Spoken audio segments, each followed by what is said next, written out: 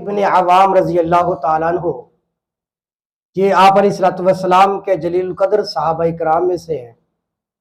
اور آپ علیہ الصلوۃ والسلام کے خاندان میں سے بھی ہیں۔ حضرت صفیہ جو آپ کی پھوپھی زادہ حضور صلی اللہ علیہ وسلم کی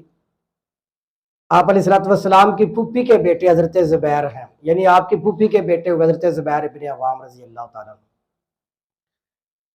سیرت کی کتابوں کے اندر لکھا ہوا ہے کہ 15 سال اور ایک قول کے مطابق یہ 12 سال کی عمر تھی ابھی جب انہوں نے کلمہ طیبہ پڑھ کر اسلام کے اندر اپنے آپ کو داخل فرما لیا تھا۔ حضرت زبیر ابن عوام ان شخصیات میں سے بھی ہے کہ اللہ کے محبوب علیہ الصلوۃ والسلام نے جن 10 صحابہ کرام کو عشرہ مبشرہ کے اندر شامل فرمایا ہے، یعنی 10 صحابہ کرام جن کو دنیا ہی کے اندر اللہ کے محبوب نے ایک ہی مجلس کے اندر جنت کی بشارت دی ہے، ان میں ایک آپ کی پھوپھی کے بیٹے حضرت زبیر ابن عوام رضی اللہ تعالیٰ عنہ بھی ہیں۔ حضرت زبیر ابن عوام جس سال پیدا ہوتے ہیں تو روایات میں آتا ہے کہ 4 ہستیاں پیدا ہوتی ہیں اسی سال میں۔ حضرت علی المرتضیٰ رضی اللہ تعالیٰ عنہ، حضرت طلحہ بن عبید اللہ، حضرت سعد بن ابی وقاص اور حضرت زبیر ابن عوام، یہ چاروں کے چاروں آپ علیہ الصلوۃ والسلام کے صحابہ کرام ایک ہی سال کے اندر پیدا ہوتے ہیں۔ اور عجیب اتفاق کی بات ہے کہ یہ چاروں کے چاروں عشرہ مبشرہ کے اندر بھی شامل ہیں۔ ایک موقع پر آپ علیہ الصلوۃ والسلام ارشاد فرماتے ہیں حضرت زبیر کے بارے میں، آپ فرماتے ہیں کہ زبیر ابن عوام جو ہے وہ میری پھوپھی کا بیٹا ہے اور میرے حواریین میں سے ایک حواری بھی ہے۔ ایک موقع پر آپ علیہ الصلوۃ والسلام نے فرمایا کہ ہر نبی کے حواری ہوتے ہیں اور میری امت کے اندر جو میرا حواری ہے وہ حضرت زبیر ابن عوام رضی اللہ تعالیٰ عنہ ہے۔ بلکہ ایک اور روایت آتی ہے، حضرت قتادہ فرماتے ہیں کہ آپ علیہ الصلوۃ والسلام کے جتنے بھی حواریین ہیں وہ سب کے سب قریش کے خاندان سے تھے۔ پھر انہوں نے حواریین کے اندر حضرت ابوبکر صدیق کا ذکر فرمایا، حضرت عمر کا، حضرت عثمان غنی کا، حضرت علی المرتضیٰ کا، ابو عبیدہ ابن جراح کا، سعد بن ابی وقاص کا، طلحہ بن عبید اللہ کا، اور حضرت زبیر ابن عوام کو بھی اس کے اندر شامل فرمایا۔ تو ایک روایت میں تو یہ سب کا ذکر آتا ہے اور ایک میں خاص طور پہ آپ علیہ السلام نے فرمایا کہ ہر نبی کے حواری ہوتے ہیں اور میری امت کے اندر جو حواری ہے وہ حضرت زبیر ابن عوام رضی اللہ تعالیٰ عنہ ہے۔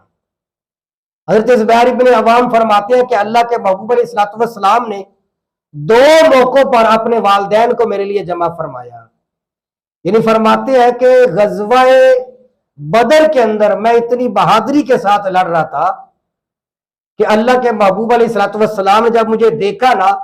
تو حضور نے فرمایا کہ زبیر تلوار چلاؤ، میرے ماں باپ تمہارے اوپر قربان ہو جائیں۔ یعنی سارے صحابہ کرام حضور کے لیے کہا کرتے تھے کہ حضور فدا کا ابی و امی یا رسول اللہ، یہ صحابہ کرام کا طریقہ ہوتا تھا بات کرنے کا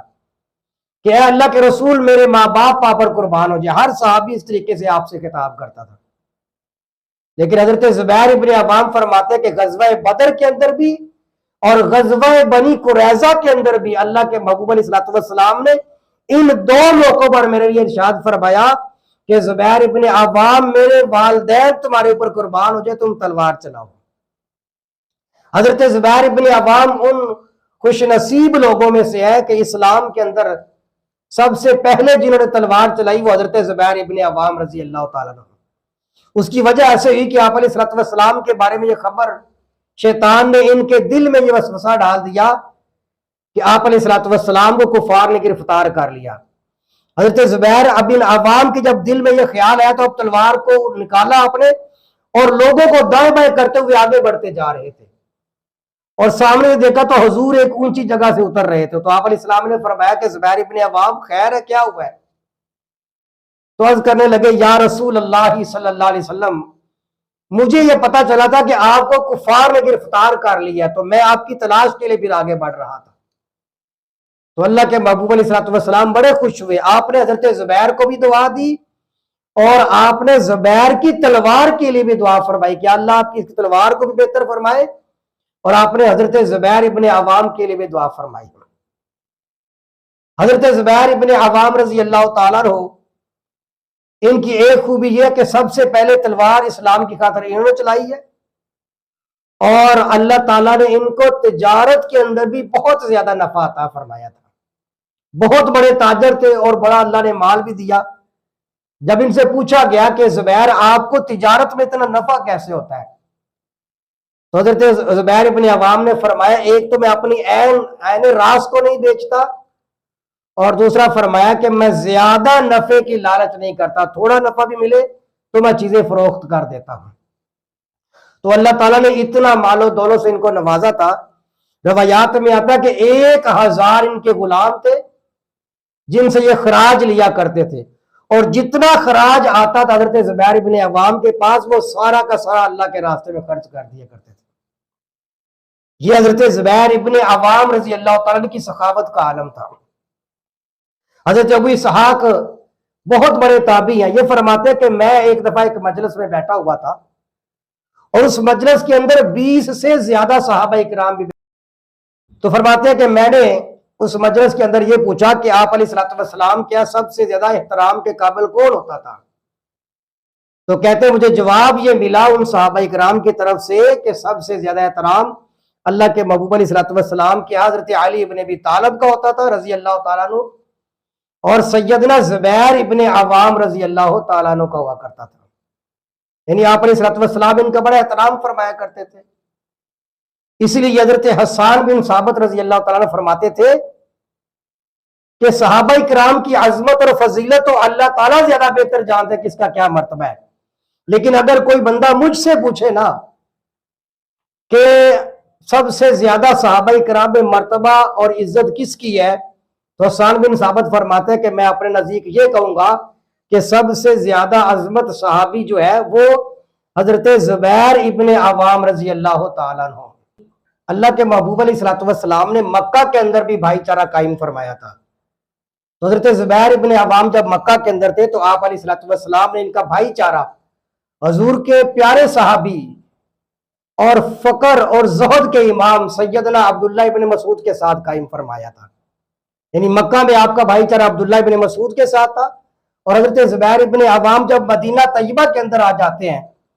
تو آپ کا بھائی چارہ اللہ کے محبوب علیہ الصلوۃ والسلام نے سلمہ ابن سلامہ کے ساتھ طے فرما دیا تھا. ایک اور ان کی عظمت بہت بڑی ہے کہ غزوہ بدر کے اندر جب یہ شریک ہوتے ہیں اور بڑی بہادری کے ساتھ جب یہ جنگ کر رہے ہوتے ہیں نا کفار کے ساتھ، تو جس جنگ کے متعلق